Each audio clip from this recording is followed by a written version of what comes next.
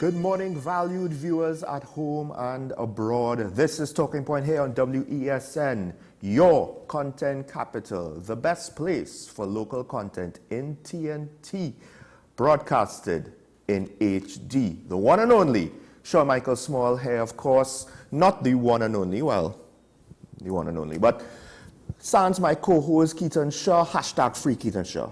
We wait for the day when the duo will be reunited. However, a lot's going on in the country as our economic concerns, our energy concerns, our crime concerns, the environmental concerns, which we got a little bit of relief between yesterday and today.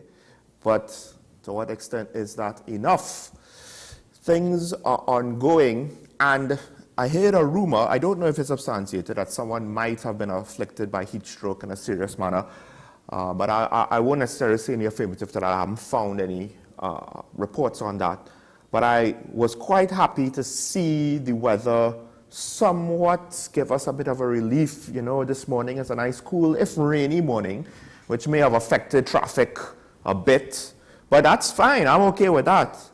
Once, you know, we generally both get some rainwater into the reservoirs and get some relief from the heat. Interestingly enough, air conditioning units seem to be selling out. Now, I don't necessarily know, how widespread that is with the supply in the Twin Island Republic in general, but it's something to consider. I myself found that just relying on a fan became less and less effective, and it was impacting my health, the heat, this year. So it's something to consider. It might soon become a necessity if this continues. However, that's down the road. Right now, we have to deal with what happened within the last 24 hours. So let's start off today's Daily Review.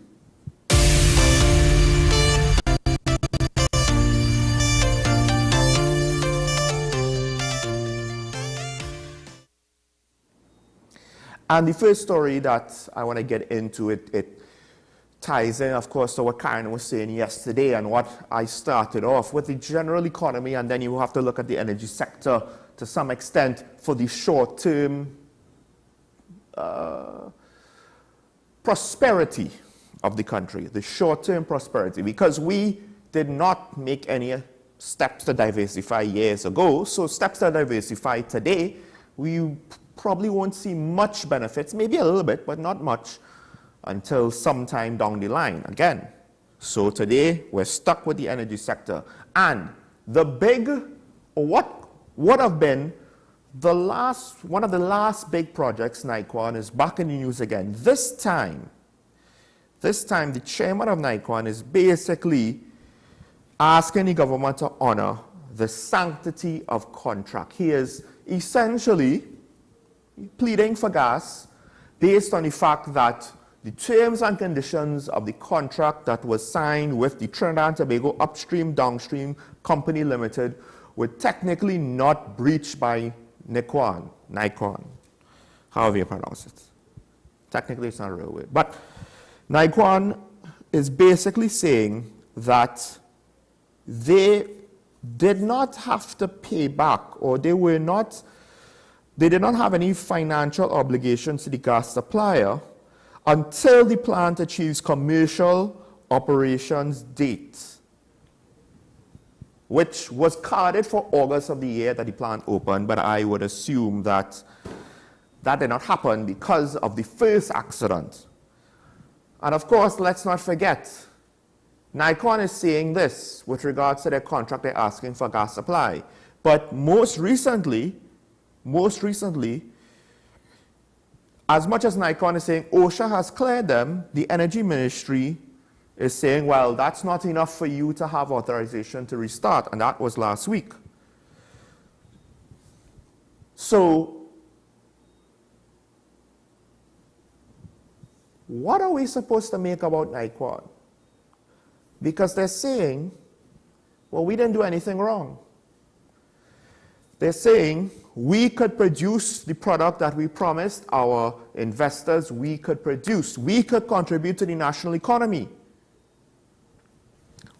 Now, the trick is, they are, as Karen Nunes-Shera repeatedly said getting part of the minister's share. But that deal was made at a time where Train 1 went down. At a time, and then recently we had a situation where we had a hiccup in the gas supply and other downstream industries, other end users, other industrial converters who will use the raw materials and make it into a finished product, the refiners. They had shortages. In fact, even before, there was concerns about shortages for all of our industrial plants that required natural gas. When some of the plants are saying we're not getting enough, NICOAN comes in, hey, we're the new kid on the block and we're supposed to be getting a full supply. 0.8% of the country's production, from what I understand. So not only do we have to consider the fact that there's a shortage, but then there's also the fact that, and maybe this is where, you know, the government was Machiavellian in its intelligence. NICOAN has a contract with upstream downstream. Upstream downstream gets paid from NICOAN, and then they of course have to pay NGC for the gas. Well, since the money isn't flowing, NGC apparently told upstream downstream, the gas supplier for NICOAN, the middleman, well, we don't want to give you any more gas because you can't pay for the gas that you have. So as much as NICOAN is saying the terms of the contract were not in breach, upstream downstream is saying, well, we don't even have gas to give you even if we wanted to, because we need money to flow back to the point of origin for it to continue to come through the distribution chain to the supply line. The thing is, the opposition has asked what other sweetheart arrangements NICOAN has received. And I now, as a citizen, have to wonder, is it right for NICOAN to get sweetheart deals with regards to not just getting some sort of priority? That's what it seems. If it's not so, somebody in the know could correct me, that's fine. But it seems as though at a time where other sectors, other plants, other areas that was complaining about shortages, NICOAN is getting a supply. You know, maybe it's relatively so, I don't know what the circumstances are. But they got preferential treatment. Then they might allegedly, according to the opposition, maybe preferential treatment on water rates, electricity rates, etc., etc. All sorts of incentives to have this plant operational, on top of the fact that it's questionable with regards to the sales price that they were given in order to purchase the physical plant, the pre-existing machinery that was there in the first place. Opposition wants to do, and let me just get this correct, an independent probe, which I think at the end of the day is a good idea, even if it amounts to nothing, even if the opposition is just, you know, throwing out accusations. Give them the opportunity, you know. They're saying they want to do it, let them do it. And now they have to do it. They have to do it, and hopefully they do it well, and no funny business is around that. And if there's nothing there, it's fine. The point is, if the opposition can't find anything in an independent probe, then we know that certain things are okay with regards to the legitimacy of NICOAN. And if it's not okay, then hopefully they will find that and we could know. Because right now, this is a project that is in, apparently, hundreds of millions of dollars in debt. They owe $21 million for natural gas, but then I believe their debt is over $200 million. So I don't know how much because the government, I believe, has preferential shares. I don't know how much we stand to lose, that is TNT. Over 250 million US in debt. We're struggling to meet payments. Why? Well, you had 2 accidents. That's a big deal.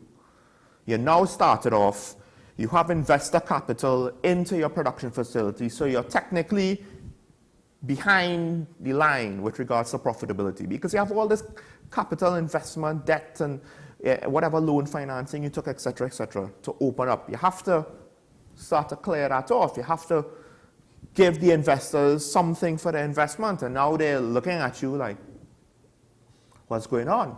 2 accidents in 2 years? This is not good. And it's interesting that the government is basically saying, whoa, we don't want you to restart. And I don't know if that's because supply issues, and this is the excuse to get out of, at least in the short term, their deal with Nikon, or if there's something else, there's something more concerning with regards to its operations. Because again, it's not as though we hear about accidents and deaths at other plants throughout the country on a regular basis. The only one I know of within the last, and again, maybe I'm wrong, but the only one I know of that made the press like this is Nikon. If there are other major accidents in plants that causes work stoppages and injury to workers, let me know. Call in, let me know. Maybe I overlooked things. But Nikon has bad press. Nikon has a lot of debt. Nikon can't seem to get their operational level set to even begin to repay for the gas. This is starting to look like a bad deal for the government. And I will just say this to close up this topic. This is potentially an example of why not to take shortcuts.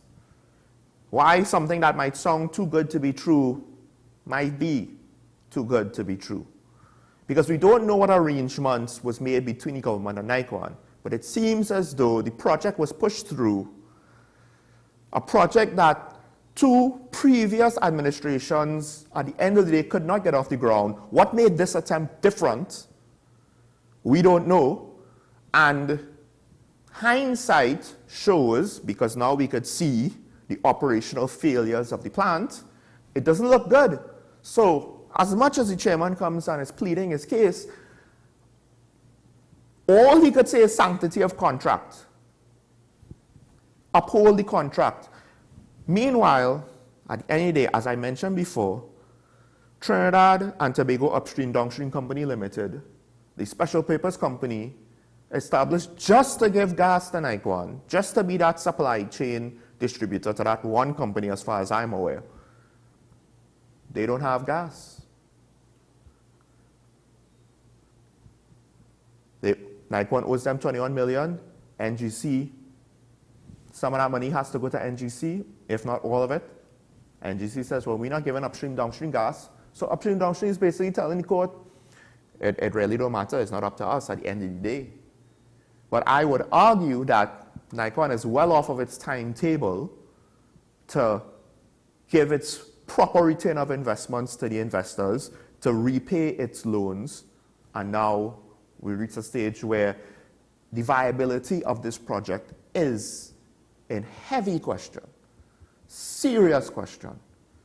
And now the other concern is, to what extent, how much money, taxpayers' money, was wasted to help facilitate this project. Because as Karen said, it opened to great fanfare, and now it is meeting the most unfortunate end. Let me just hit another story quick before we take the first break.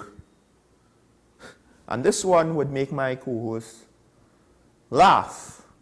The irony of it, of course, because when we had the pandemic, all of a sudden it caused the work from home concept to have to be looked at in a serious manner. It became a necessity to consider, because things were having to keep closed depending on how the pandemic went. And the early days, of course, it was only essential workers, and to some extent, not everything in the government could operate properly if it was on that basis, because the risks at the start of the pandemic were too high. And we were told, well, a work from home policy is coming. I think that might have been halfway through 2021, maybe. That's just off the top of my head, so don't hold me to that. If I'm wrong with that, you can correct me with that. But the long and short is, we waited. I think at some point, a year, so maybe by 2022, Keaton started to make the comments. You know, where's the work from home policy coming from? You know, it's getting to be too late. And then eventually the pandemic, we opened up to some extent, and we gradually kept opening until the WHO said, well, the global pandemic to some extent is over. The whole global scenario is over. The COVID is still here, it's still a concern. The emergency is over. We were practically more or less open by then. We already had the whole debate about schools. We got to see what SAA results from online schooling would give us. We were appalled by it. We had a whole year since to reverse that policy. Things have potentially recovered with regards to our education system back to pre-COVID levels of achievement with regards to the exams, SAA and CAPE. All this time has passed. We have practically moved on.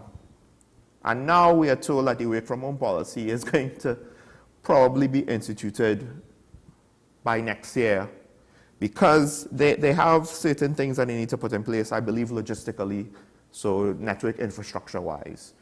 I assume that is for the public sector. The policy itself still has not necessarily been revealed, so we don't know exactly what the intentions are. The thing is, without the need to work from home because we have a pandemic that's endangering people's health,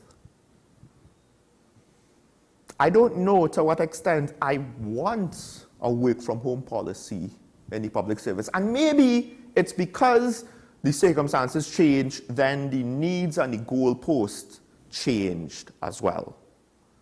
So they had to now rewrite the entire thing and reevaluate the entire thing. Maybe. I hope that's the case.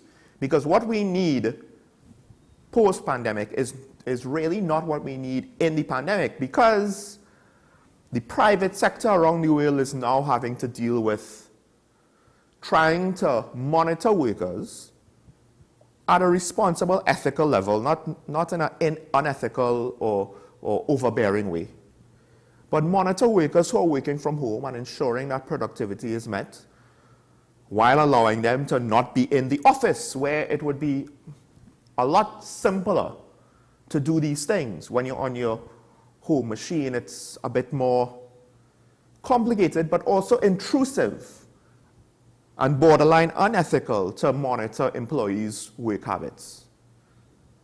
And it's changing work culture. And I don't know if our public service can keep up with that. We already have questions with regards to accountability and efficiency in the workplace, in the public service in general. Before this, now, we already have people who, for all intents and purposes, with a government job, they work from home. So I could see where that situation might cause the policy to need to be more robust, to have to be more specific on certain things, to be clear on certain things, not have too many loopholes in certain ways, and to spell out, what is expected of workers, particularly in the public service. That's the first stage. They'll have a part for the private sector later on.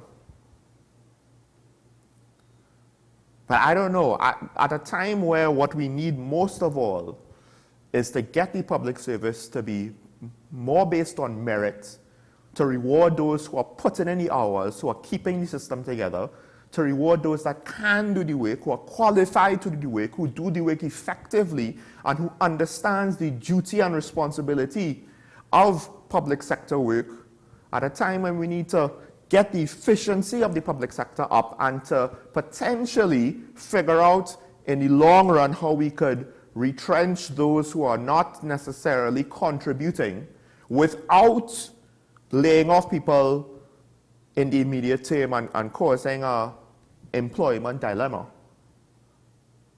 I don't know if this work from home policy, it's kind of late.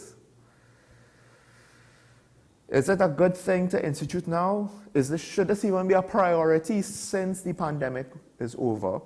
Well, the pandemic could come back, and we might need to have something in place if something like this happens again.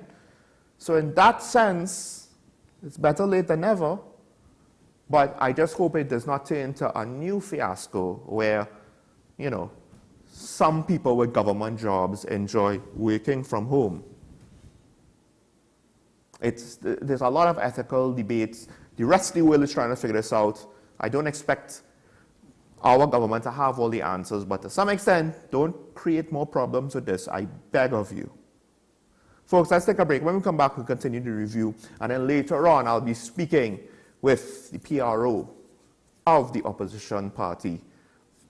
We'll be talking about the crime talks and inclusion of Mr. Griffith in them, as well as that little FIU situation and what the opposition is looking to push with that. Stay tuned to Talking Point. We'll be right back.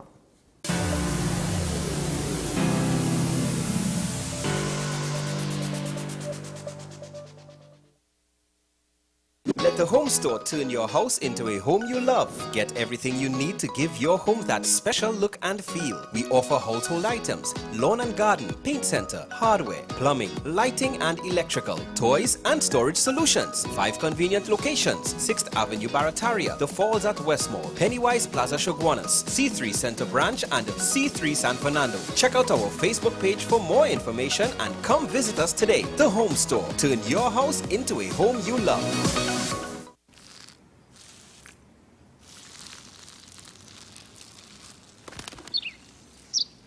Maybe he landed here totally by coincidence. But if by chance he's admiring your fresh coat of Benjamin Moore soft sky blue, well, that's a pretty high compliment. Coming from an expert.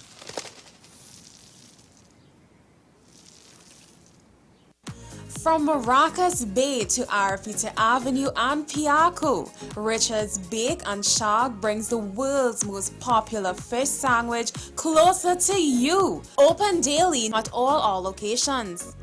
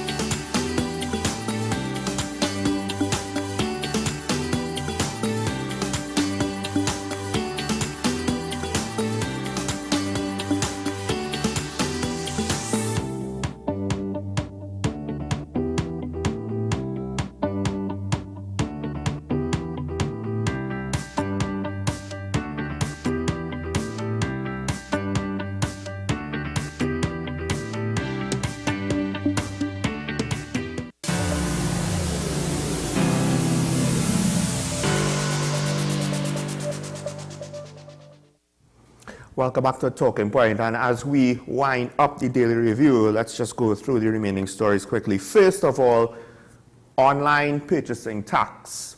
It's come up, the opposition has brought it up to remove it.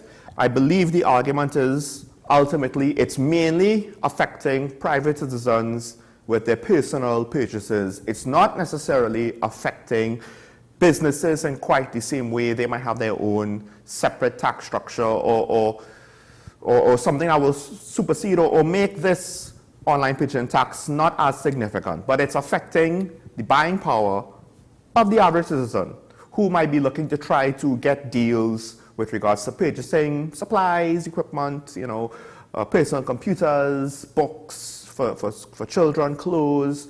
You could buy just about anything online, and I understand the point. The thing is, we do have a situation with a foreign exchange shortage. So much so that the banks had to cut 10,000 US limits, credit limits on credit cards to $5,000. And I do wonder if this tax is not so much meant as a revenue earner, because the revenue, I believe, is, let me just double check this here. The revenue earned by this tax isn't that great. $70 million in additional revenue, based on an estimate of the finance minister's $1 billion in online purchases in 2016. Now, $70 million is a lot in a vacuum, yes. With regards to the entire budget, how much is it needed if it potentially harms the purchasing power of the citizens? And then that, it has negatives with regards to standard of living in TNT. Well, the thing is, the tax might not be just there to earn revenue. It might also be there as a way to sort of help limit online purchasing, because we have a foreign exchange crisis. Well, some people might not want to use the word crisis, but we have a shortage. If we allow demand for online purchases to increase by removing the tax, because essentially things will get cheaper, you remove the tax, demand will increase. That might put more pressure on our exchange rate, and it might cause it to go up and just wipe away the savings that purchasers could have experienced by removing the tax. So it's not so straightforward, I would think. Again, somebody that's into international trade, economics, business, maybe you have a different opinion, you could call in later and let me know. But I feel as though not every time a government has a tax, it's just for the revenue. Revenue is nice and all, because then that's still $70 million that could be put to use. But it also is a different way to try to restrict something and prevent our foreign exchange situation from potentially getting worse, because if our exchange rate worsens, that will affect more than just personal purchases. That will affect commercial purchases, that will affect government purchases, that will affect deals that the government has with other countries, etc., etc. So this might be a small sacrifice relative to the gains. It all depends on the details. Who knows? Maybe the Ministry of Finance didn't even think about it in that respect. Colin Mimbit is a smart man, so I would like to think he did. Next story, quick. Of course, we mentioned the budget. It's upcoming in October the 2nd. And I have said before, if you want something, what are you willing to sacrifice? Now, understandably, estate police, private security and the like, and the TTPS itself, they're hoping for certain things outside of the budget. The newspaper report says budget goodies, right? They're hoping for improvements in bulletproof vests. The police are asking for a certain amount of back pay and special COVID payments. They're also looking, and I'm not entirely sure what the implications of this or what would change, calling for the absorption of special reserve police officers into the TNT police service in order to help alleviate their manpower shortages. I'm not entirely sure how that quite would work, because SRPs still have to work a certain amount of hours a month, and I don't think they get quite the same level of training as full-time police officers. I don't know if the entry requirements are the same. So there's a lot of things there that I'm not entirely sure of how it could work and why it would really make much of a difference, depending, because I do believe SRPs have to work 160 hours a month. That's at least, that was a while ago that I saw that from. And that's approximately a 40-hour work week, which is reasonable, unless, and I don't know if they are barred from working more than that. And if they can, then I don't really see what effect the transition would have. And the head of the Social Welfare Association is also looking towards benefits for retired officers as well.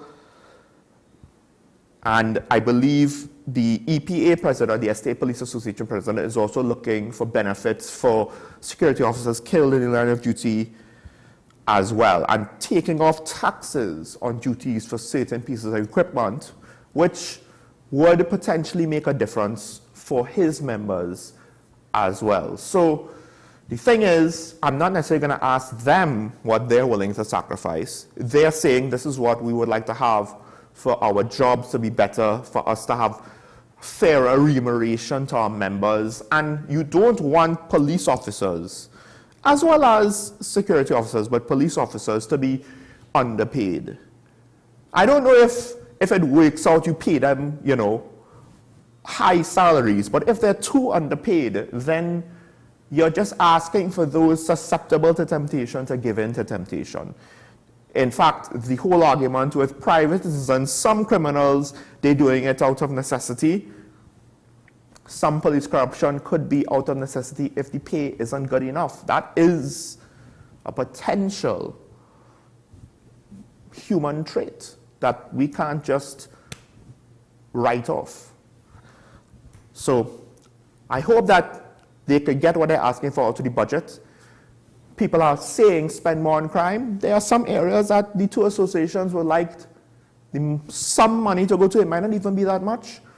But again, what are we now to see those expenditures go through, those allocations to increase? What are we willing to potentially sacrifice depending on what our revenue is projected for the next year? Finally, and this one, I don't know what to make of it because it seems ridiculous. And I'm somewhat besides myself with this one. Because I did say that the education system might be the biggest problem that people are not aware of, not talking about. It's going under the radar. We're just trudging along as we trudge along. But right now, apparently, there are teachers in the EduTalk series, I believe this happened, they are concerned about the literacy rate of students. One going so far as to saying, these are secondary school teachers, by the way, whose students theoretically went through and prepared for the SCA exam. And there's one teacher that's saying that the student can't even write their name or spell their name.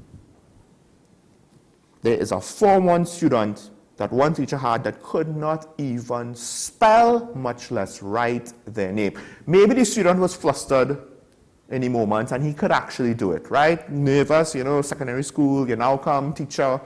But apparently no. We're a few weeks in, that probably would have been rectified by now if he was just flustered or nervous at the time. Maybe I'm wrong, but they're concerned about basic literacy at secondary school level. And the question is asked, what was going on for those 7 years?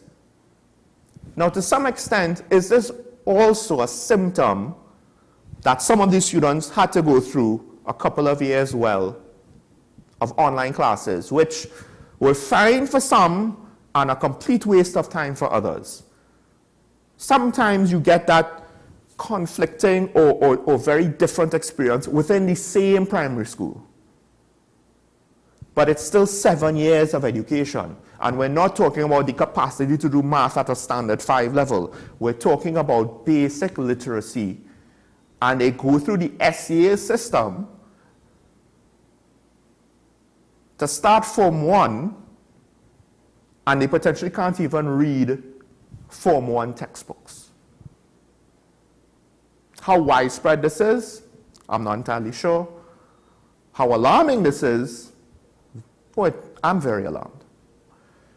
So, to be fair, the Education Ministry, they do have plans for the next 5 years, although I do wonder if they're not prepared for a stark reality like this, how much will those plans be able to manage the situation?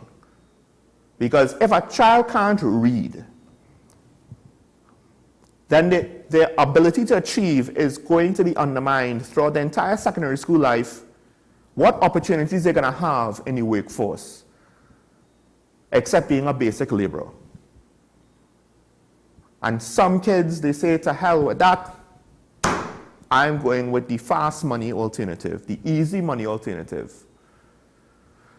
And we reach where we reach with regards to crime. Remember, the ministry did take into consideration the crime symposium that we had this year.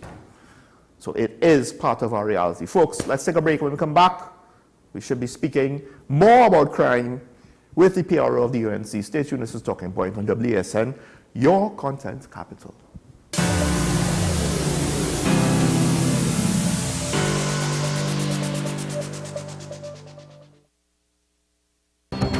The issue, the continued rise in the price of flour and its impact on the cost of living in Trinidad and Tobago. How should we go about it? I want to ask you what has been revealed to you about the state of vulnerability in the country because of this exercise and because of what we're going through. Is the government losing the war on the vaccine front? The discussion should revolve around the common good for the greatest number of people in Trinidad and Tobago. How do we inculcate a sense of respect and regard for people who may not be of your own political ilk or persuasion? The communities are now being used by political opportunists. So when the tables are turned, it's the same way. Okay, this has been 10 questions. I'm Andy Johnson, and we'll see you next time. People really want to know, what about me? Where do I fit? Yes. What is in the ride for me in terms of a better Trinidad and Tobago? And I'm pleased to shed some light on that. The purpose of bail is to ensure your attendance at court. That's it. It is not punitive. It is not rehabilitative. We, the police officers, we are professional, and we are here for whenever the survivor is ready to come forward. We have the right to private and family life, the right to religious freedoms and beliefs and thoughts and expression. But these rights are not absolute. Certain rights can be limited. The law is to govern the whole. It's for all of us in public.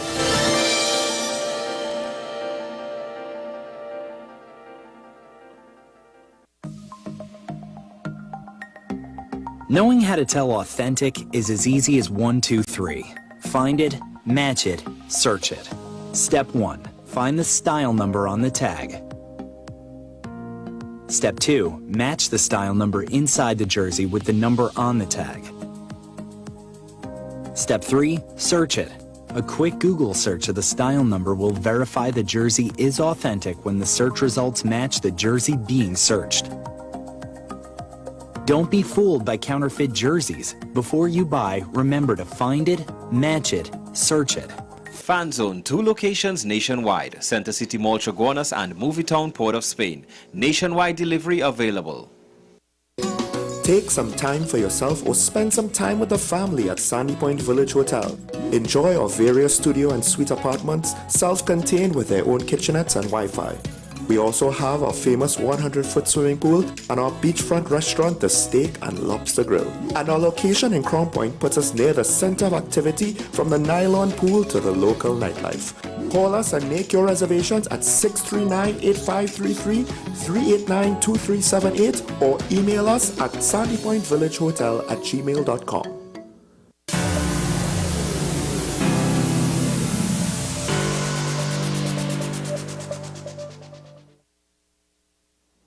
Welcome back, value viewers, and I am joined with the PRO of the UNC. He is the communications pro himself, Dr. Kirk Mayhew. Dr. Mayhew, good morning, and thank you for joining us.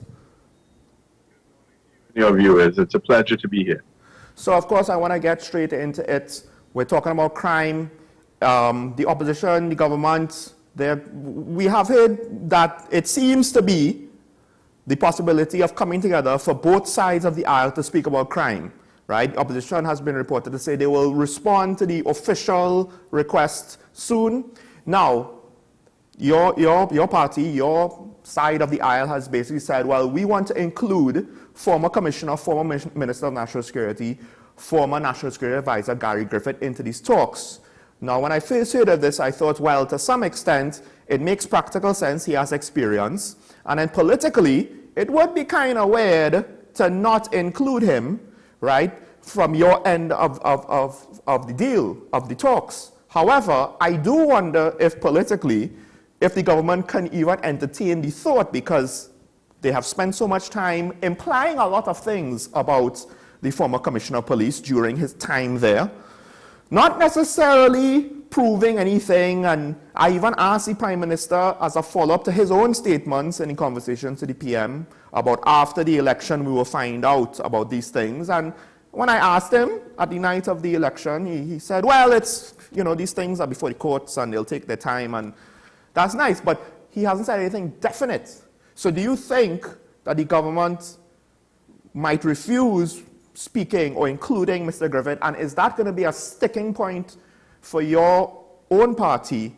You'll want to have him, and you are not going to just accept the politics of excluding him?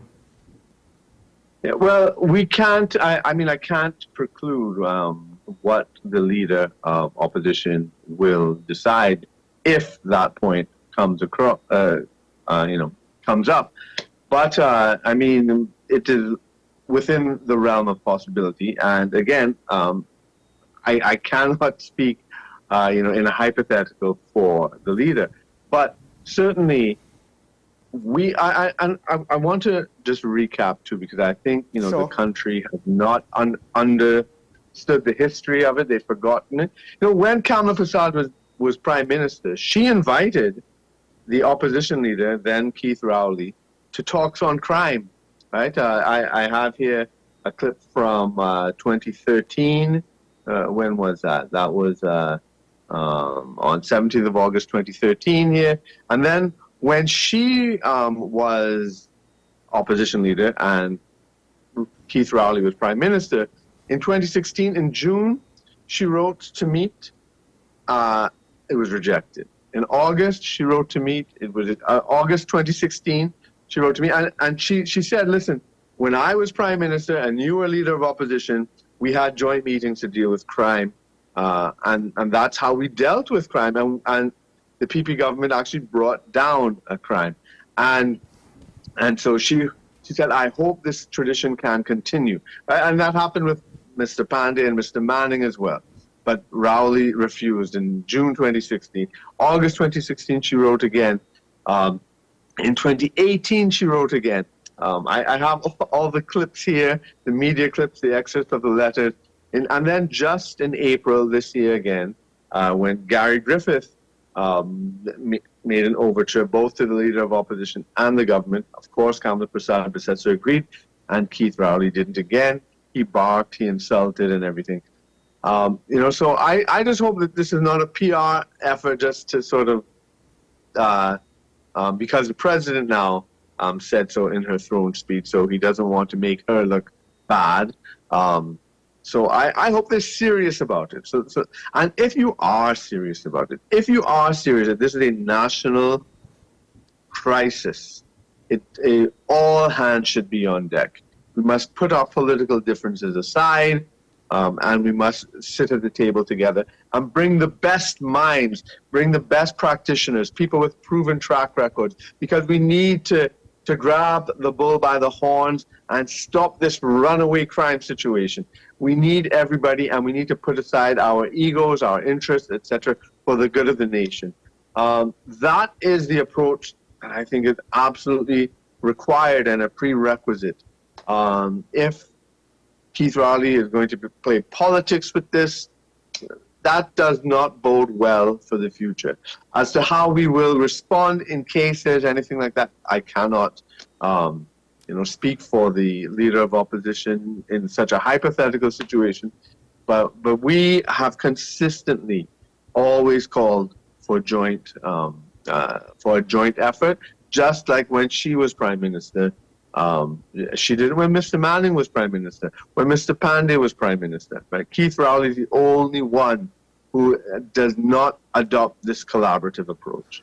Well, I mean, what makes it complicated is the fact that he has not necessarily been accused, charged, and convicted of anything. So now we, the public, are left in a bit of a no man's land with regards to his inclusion or not. And I always say innocent until proven guilty. That's the standard. So I now have to live up to that standard. So I can't disagree with you. But with regards to the actual talks themselves, whether or not Mr. Griffith is included, the opposition's proposal of stand your ground legislation, is that going to be the main talking point? Do you all have other things that you all might want to bring to the table as well? Is that kind of going to still be a bit of a secret? You don't want to let it out?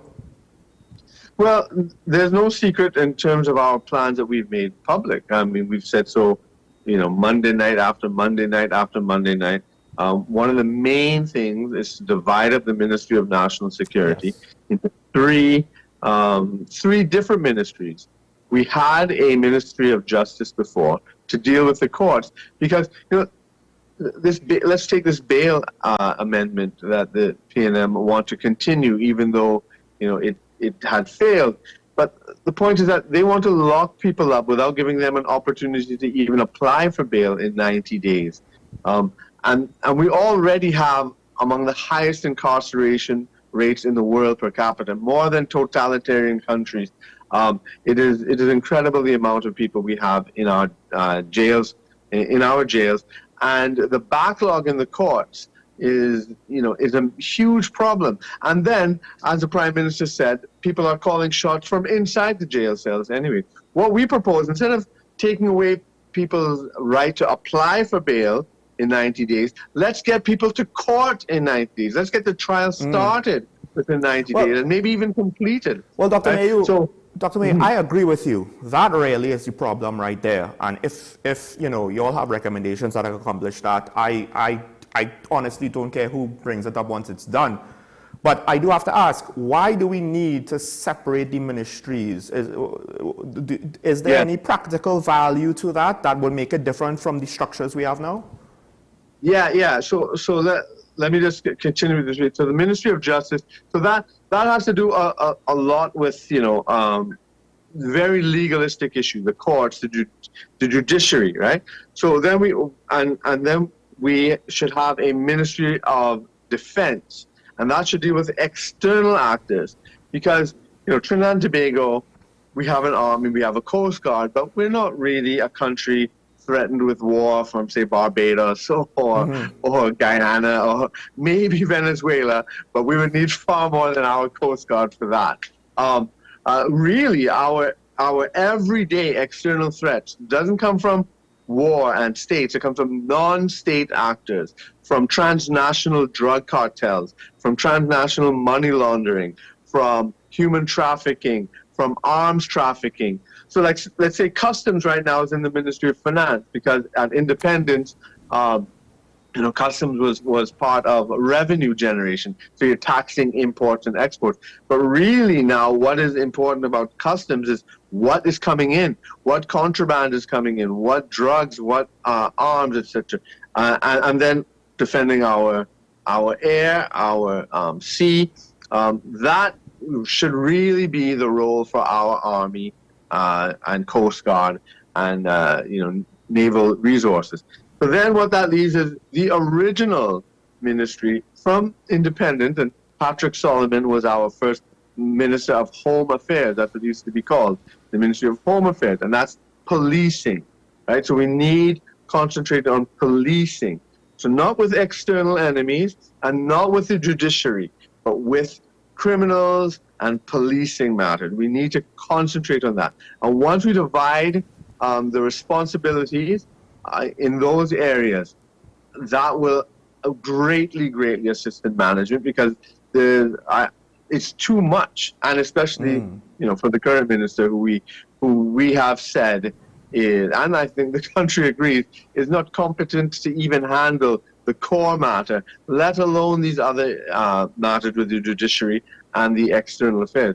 So that's one thing, and we've also spoken about things like crime prevention, so increased investment in education and training, job creation, social programs, rehabilitation policies and plans for prisoners, support for children who have lost parents to crime, bail reform, updated law enforcement training, and then scientific improvements in training, investigations, data analysis for crime prevention. So all these things we have already laid out in the public, so that's not secret, and we definitely will bring those again to the table, and there may be more as well, but those are things we already have in the public domain, and which we think will really help to put a serious dent in the crime situation. I want to switch gears a little bit now to something specific with regards to crime fighting. Of course, it came out this week. We got the judgment last week. A judge basically denied the FIU their request to look into Mr. Griffith and his wife's financials because, in his opinion, not enough evidence with regards to a reason why this is justifiable has been given. This basically is saying, you don't have enough evidence for a warrant, we ain't going to let you breach the man and his wife's privacy.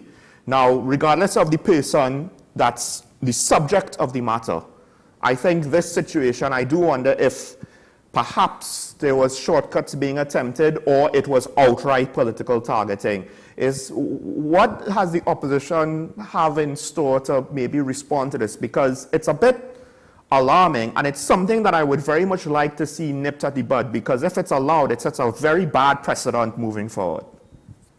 Yeah, absolutely. I mean, the political leader issued a statement yesterday, I believe it was, or I think it was the day before. My days are getting mixed up with all these budget consultations we're having. But right after the judgment was done, she issued a message for the head of the FIU to step down, because this is absolutely unacceptable.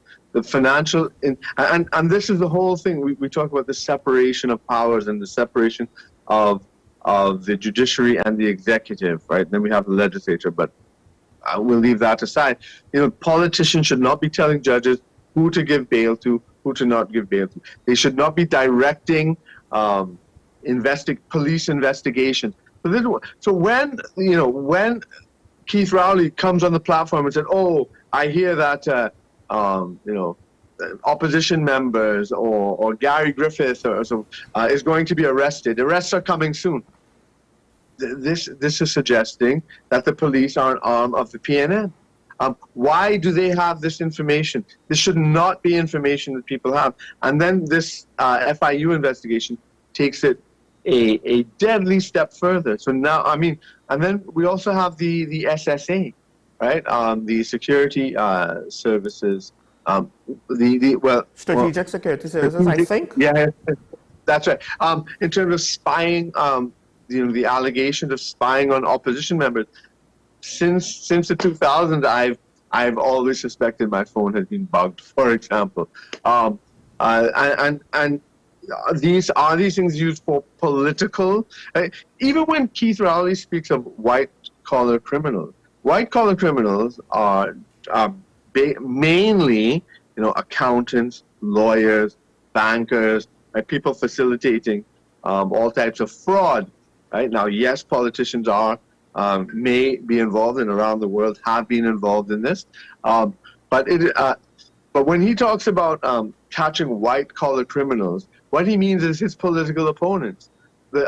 I've never heard him talk about bankers, about lawyers, about accountants, which are real white-collar criminals, moving millions, billions of dollars. So that the police, the national security infrastructure, appears to be directed by political agendas, and this is absolutely unacceptable. We cannot allow this to continue, and we will continue pressure. Well, let me ask you this, because Wade Mark said yesterday, I believe, that the UNC, they're asking to probe independently the situation with Nikwan, which I agreed with. I said, well, if the opposition can't find anything, it might, that's valuable. If they do, that's also valuable.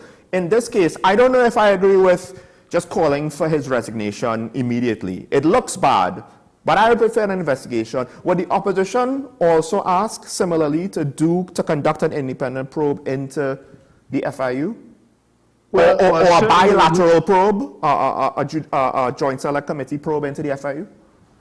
Yeah, well, certainly that's something we would support.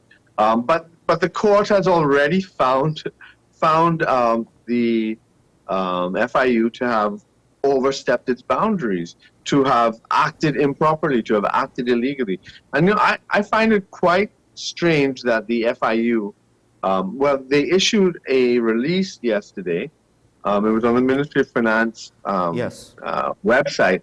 But when I checked the link a couple hours later, the link was dead. I don't know if they removed it. Because to me, that sounds like a contempt of court. The court says you acted unlawfully. The court, which decides what is lawful and what is not lawful. And then the FIU says, no, we acted lawfully. There's a process for that. You can appeal it if you think so. That just appears to be utter contempt of court. Well, I do remember you just saying he didn't want to speculate on the motives of the request for information. So I don't know if I want to go so far as to say that it was illegal. I do believe the judge was very careful with his words. However, I would say it still warrants a probe. Absolutely, absolutely. We have to find out, because, even let's say with the whole, we never got a final official report on the merit list debacle, right? The withdrawing of the merit list, which was unconstitutional. Keith Rowley more or less admitted it, but there was no consequences for violating the Constitution there.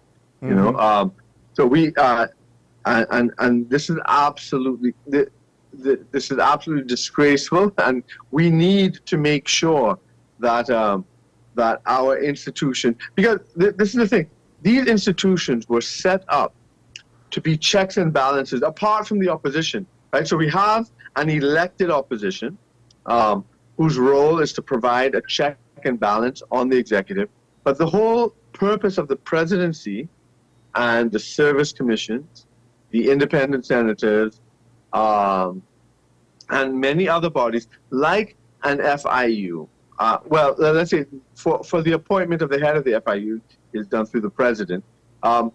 So the presidential appointments, what that is to now provide another check. So not the opposition, so not a politically interested check, but it's supposed to be a politically disinterested check on the government. But now if the government uses these institutions as arms of the government, then we are not moving to a republic where you have all these series of checks and balances to make sure that the interest of the public is served rather than the interest of specific politicians and political parties, that we always make sure the public is on top. What this does, it makes the ruling party in absolute control of the state. Well, and that is a totalitarian system. Dr. Mayu, we have to end it there. We are over time, but I'd like to thank you for appearing once again. Folks, he is the communications pro of the UNC, and we'd like to thank him for his time and his words, but we have to break for news on the hour now. When we return, we'll open up the phone lines. We'll be right back.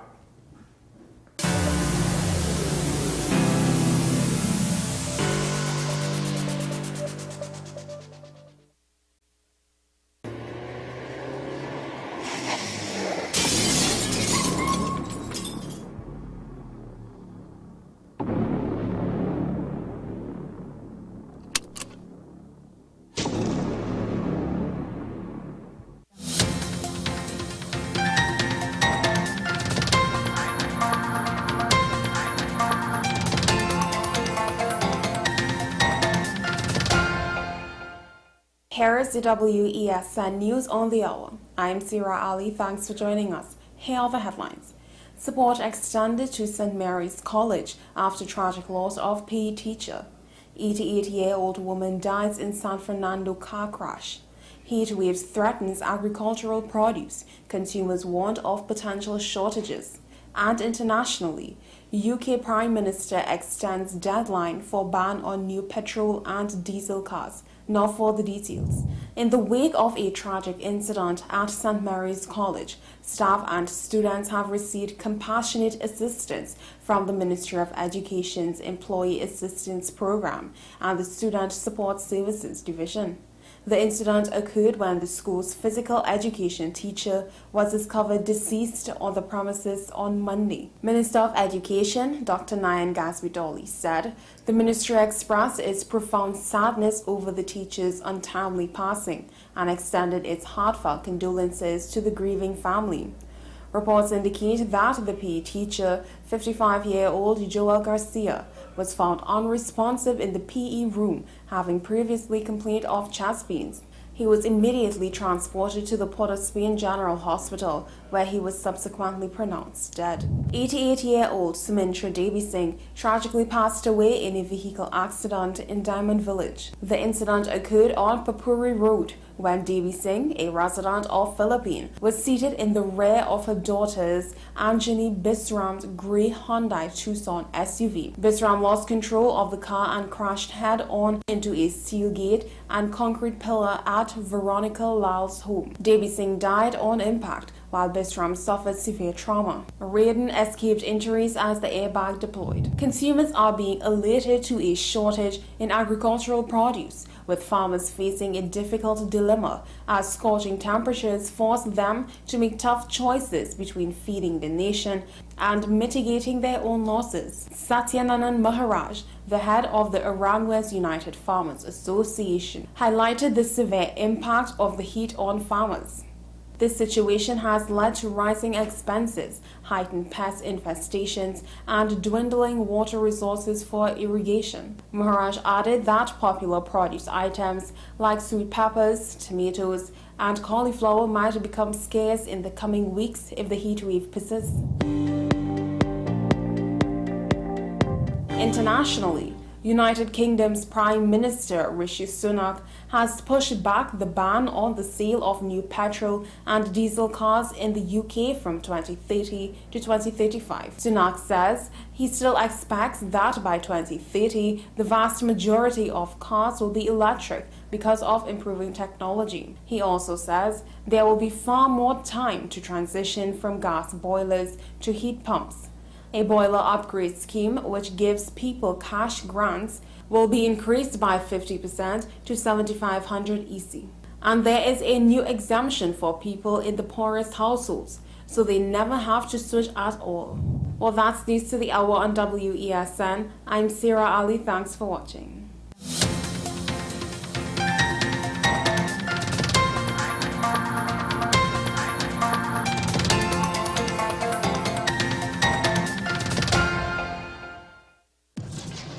We exposed 5 strangers to KFC's delicious chicken to see if any time could be KFC time. And at the first bite, the party began. We repeated the experiment during the day, during business hours, on weekends, with sunshine, with rain. And it's confirmed. KFC's flavor makes anytime KFC time. KFC, it's finger licking good. Take some time for yourself or spend some time with the family at Sandy Point Village Hotel. Enjoy our various studio and suite apartments, self-contained with their own kitchenettes and Wi-Fi. We also have our famous 100-foot swimming pool and our beachfront restaurant, the Steak and Lobster Grill. And our location in Crown Point puts us near the center of activity from the nylon pool to the local nightlife. Call us and make your reservations at 639-8533, 389-2378 or email us at sandypointvillagehotel@gmail.com.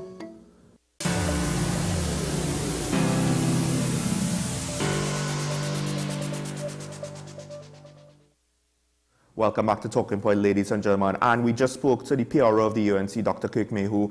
We were speaking about the crime talks. We were speaking about how potentially that would go with the inclusion of Gary Griffith.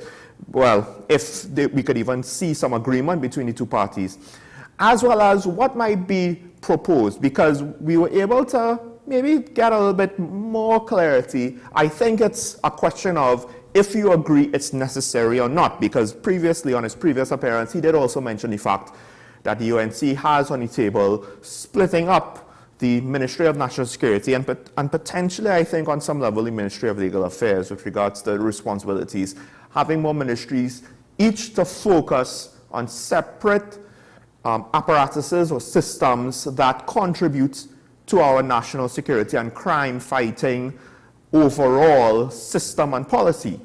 So that, of course, included a Ministry of Justice to oversee the judiciary, which arguably is one of the two major stumbling blocks or factors with regards to, or one of three with regards to crime fighting. The fact that all of our policies are essentially constrained by the reality that we can't get trials done in an efficient manner in a reasonable time frame. It doesn't have to be the fastest thing ever. It just, we can't afford, I think, for it to be so unreasonably long with how long they have to wait, how long people are on remand before they could even get a pre-committal hearing. So you could debate whether we don't need separate ministries to have the focus, but I do at least like the thought where they're going. How effective the means, who knows? Maybe this is a case where in our situation, it might just be better to do it that way. I'm not necessarily advocating for it, but I am willing to consider it. Of course, I also spoke on some other topics there. The literacy rates of students who sit the SEA and go into Form 1, one would hope would be close to the high 90%, if not 100%, but that's also in question as well. And the NICON situation, we've spoken about it for most of the week. The budget situation, if you have any concerns about that, if you have any concerns about the energy sector, if you want to see more about diversification, call in, have your say. The numbers now should be on your screen. Let's open up the phone lines so you could respond. If you think that Dr. Mayhew is speaking a pile of nonsense, call in. If you think I'm speaking a pile of nonsense, definitely call in. You know, let me know what you think with regards to what's going on. The phone lines are open. Now, in the meantime, as we wait for callers, I did mention earlier that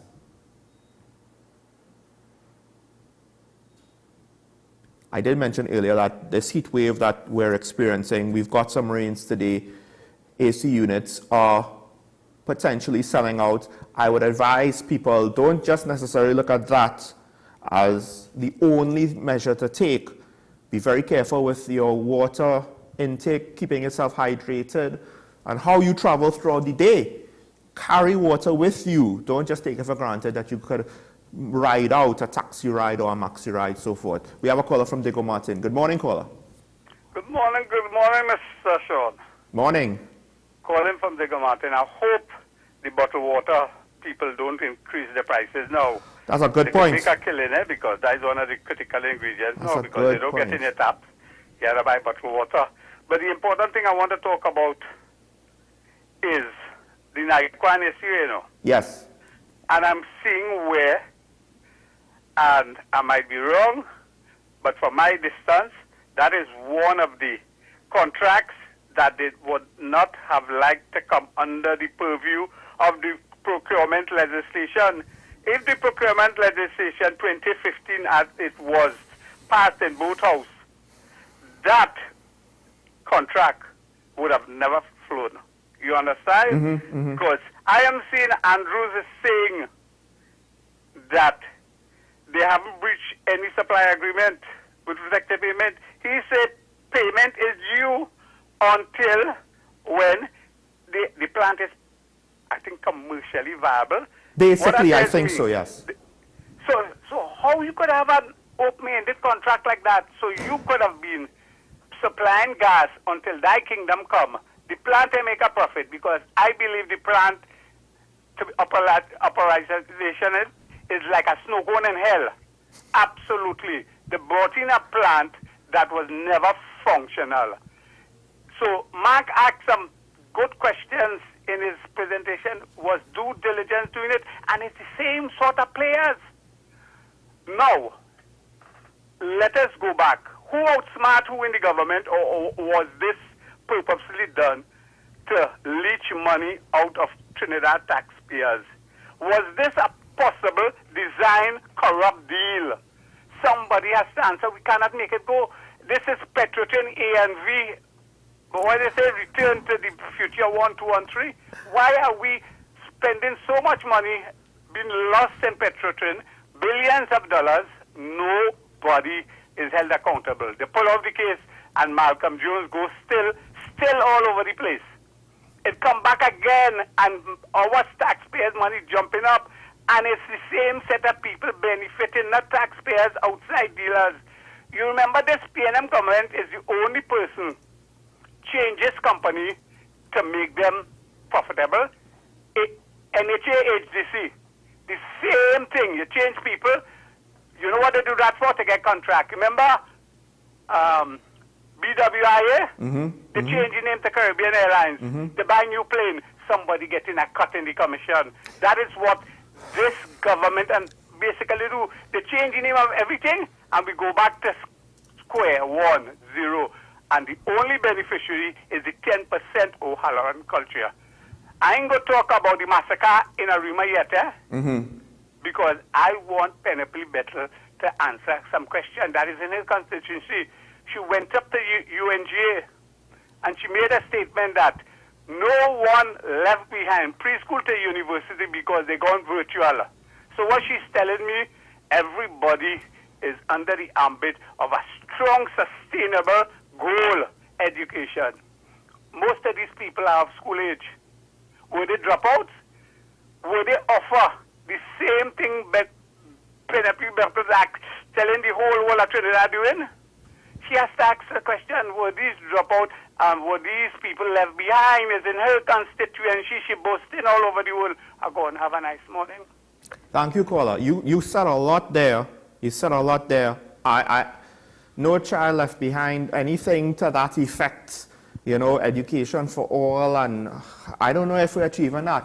And at this point, I don't know if we're just throwing more money after bad money with regards to the education system. Again, it's supposed to have changes coming down the pipe, but is it really accounting for so many things that people are saying now with regards to literacy rate? With regards to NICON and the benefits, I'll say this. I could see where, you know, they get certain incentives and benefits from the government, and it doesn't have to be outright corruption to funnel money away, right? For people to enrich themselves. It could be a deal where it's just preferential. Yes, the people in charge and so forth, they might be enriching themselves, but it might not be outright corruption. The government would benefit because there would have been a project that they could point to and say, look, we have a project and succeeded, and this project is going to help with our situation, blah, blah, blah, blah, blah. Whether it will or will not doesn't matter. But the key point is, for maybe they did it with wisdom in mind, maybe it was just a coincidence. They put a middleman, and the middleman basically don't have gas to give NICON anyway. So he could, you know, as far as I am aware, the request for more gas, even with the contract, as bad as the contract is, this sort of potentially severs that contract in a indirect and practical way. We have a caller from Tunapuna. Good morning. Good morning, Mr. Small. Morning, morning. Yeah. My concern is about the water situation. Trinidad had so much money that we were told 35 years it could run the whole Caribbean, and yet we have money remain. I want to know, when they had so much money, why didn't they look into certain system that we have now that is failing us? For example, the water supply. Why couldn't they dig and go underground and bring water up from the artesian well water, so that the people could have benefited because of the situation with the place drying up left, right, and center because of all this heat and climate change. We might have benefited so much today. And when it comes to the farmers, we have so much flood. I think they could have every area, farming area, enough water storing up for the dry season for these farmers, and we will have enough food to feed our nation. I don't know who planned. The more educated people we have, the more backward we're going. Thank you. Thank you, caller. That's a very interesting way to put it, because it might seem that way, right? It seemed as though we lost something over the years, and now we're just trying to get back to that. But I liked what you said with the flood water. It's an obvious thing. If we had canals and reservoirs to catch that water, it could not only alleviate the flooding, potentially, but it could also increase our water reserves for the dry season. Exactly. We have a caller from San Fernando. Good morning, caller. You're on the air. Good morning, Sean. Morning, morning. You know, I remember when when we heard about the Minister of Education having this EduTalk? Yes, and I said that those talks were premature because what needed to happen is the report needed to come out first. Yes. Yes. Right. Now that comes into that same issue where they are talking about now that some children can't read and they secondary school and they can't read. There was one gentleman in the forum that said that in the conversation that said that he's a teacher and he has 1 children that are at standard 3 level. Now, part of this issue is that the Secondary Schools Principals Association have been complaining that these children are coming from the primary schools ill-equipped. That is a official complaint from the Secondary Schools Principals Association. Now, if you look at it, there are, according to the Archbishop, when he had Shepherd's Corner some months ago, where he said that the denominational schools are responsible for 71% of the primary school places. Therefore, it stands to reason that if we have this issue, we also have to look at the denominational schools in the primary school system. Right. And I think the minister not understanding how serious this problem is, she has to look at that and discuss it and come up with plans, because this is a perennial problem. We are. If you look at where we are going, look at the how many children are at Form 5 after they write CXC, and what is happening at that level. We are seeing lower grades. We are seeing less people getting full certificates. So there is an issue stemming from the primary school coming up the road. And they have to look at this. I keep saying that they are not looking or working with within the system to solve this problem. My second point is this, and it's something that I'm not seeing anybody taking issue with as yet. However, I am a bit worried about it because I can't get any information on it. The central bank recently issued, registered 3 e-money issuers. Yes, companies. And they just registered 3 of them. And there is no information on the central bank website that I can find.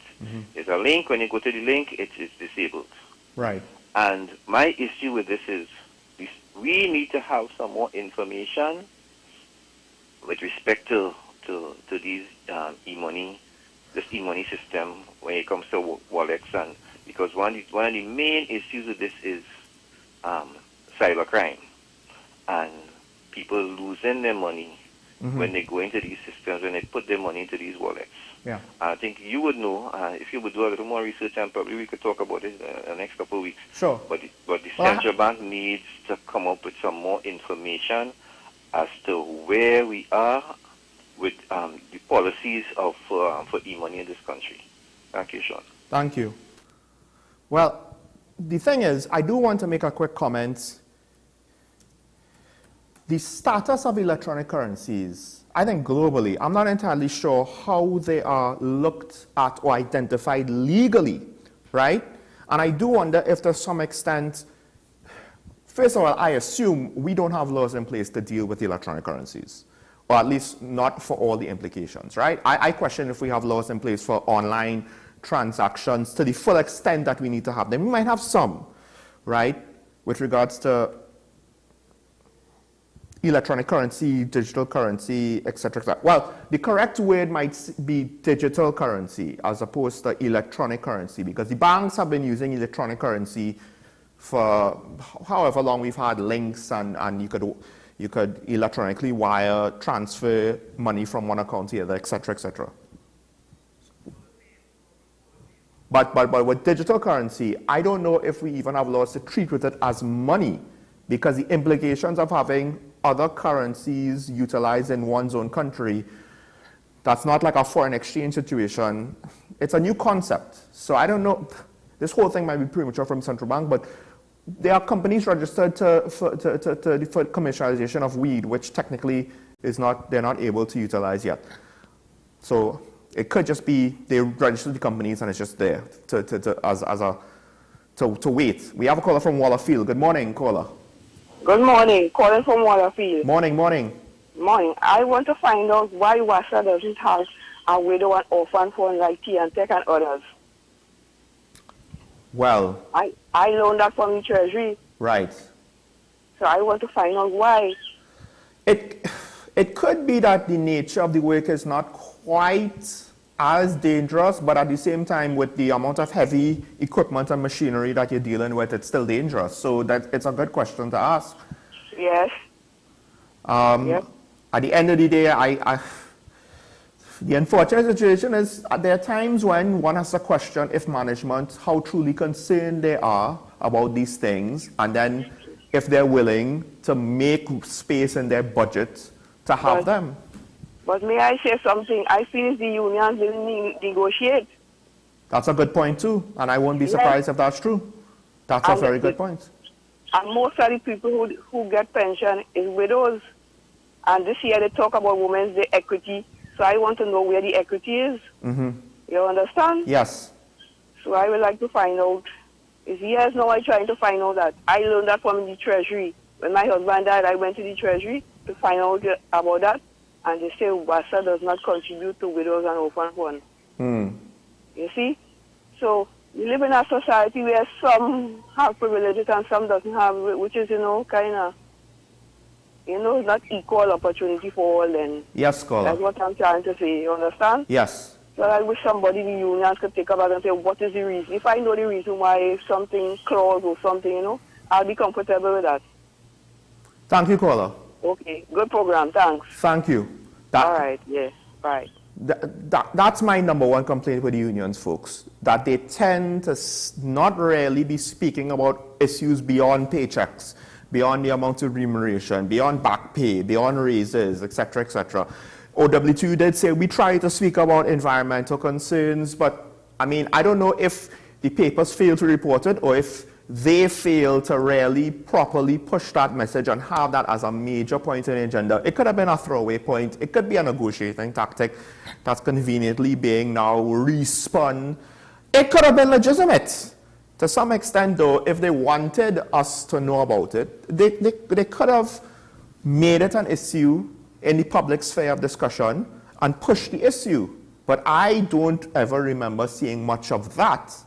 So, on the same vein with WASA, there's more than just the back pay and the paychecks and no retrenchment, even though there's a lot of speculation, rumors, everybody knows that the organization is bloated, is not in a good place, has too many workers, so there are bound to be redundancies, and WASA should not be a jobs program. Just like how the Defense Force, the Coast Guard, the Police Service, ministries, the THA should not just be about finding jobs for people even if we don't actually have anything for them to do, so they could work from home.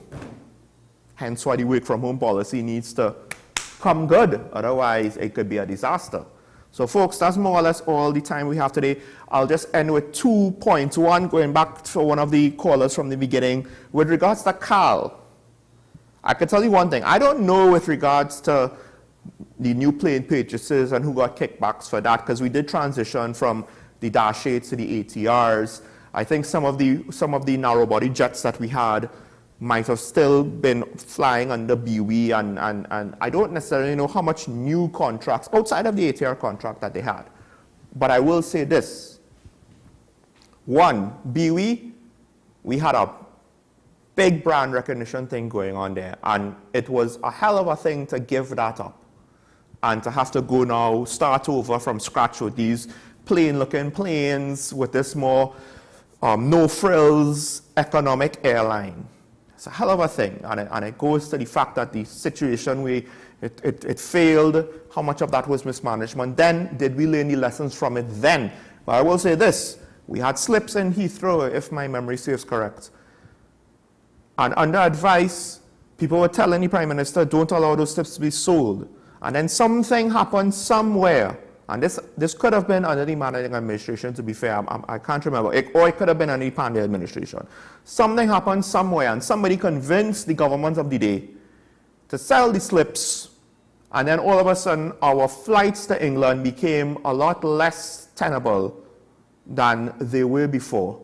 Now we continue trying to fly into Heathrow and then to Gatwick after selling the slips. It was an asset that was given to us to start off BWIA, and it's an asset that we could never regain. Somebody pocketed money for that.